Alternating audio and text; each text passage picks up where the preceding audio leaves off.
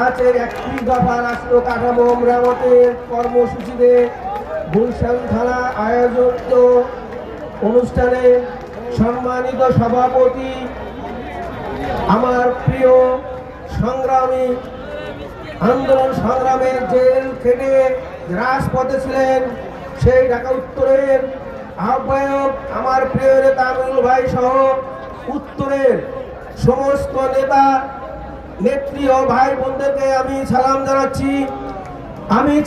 জানাচ্ছি। আমার প্রিয় গুলশানবাসী ভাই ও বোনদেরকে যারা আমাদেরকে ওয়াদা দিয়েছিলেন ভাই আমরা প্রোগ্রামে যাবো, শেষ পর্যন্ত প্রোগ্রাম শুরু এবং শেষ পর্যন্ত থাকবো, অত্যন্ত আনন্দিত আপনাদের বোনদেরকে এবং ভাইদেরকে আপনারা সুশৃঙ্খল ভাবে বসে আছেন। আপনাদের সকলকে আমি সালাম জানাচ্ছি ও ধন্যবাদ জানাচ্ছি। প্রিয় ভাই, দীর্ঘ 18 বছর আন্দোলন সংগ্রামের মাধ্যমে ছাত্র জনতা রক্তের বিনিময়ে আমরা যে স্বাধীনতা দ্বিতীয়বার পেয়েছি, আপনারা জানেন সেই স্বাধীনতা কিন্তু একটি ধাপ শুধু আমরা পার করেছি।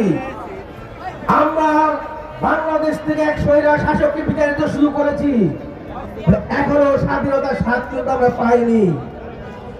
প্রিয় ভাইয়েরা, এখনো বাংলার আনাচে সরকারের মাঝে দেশ বিদেশি নানা চক্রান্ত চলতেছে। কিন্তু আমাদের যদি এই স্বাধীনতার স্বাদ পেতে হয়, স্বাধীনতাকে ধরে রাখতে হয়, আপনাদেরকে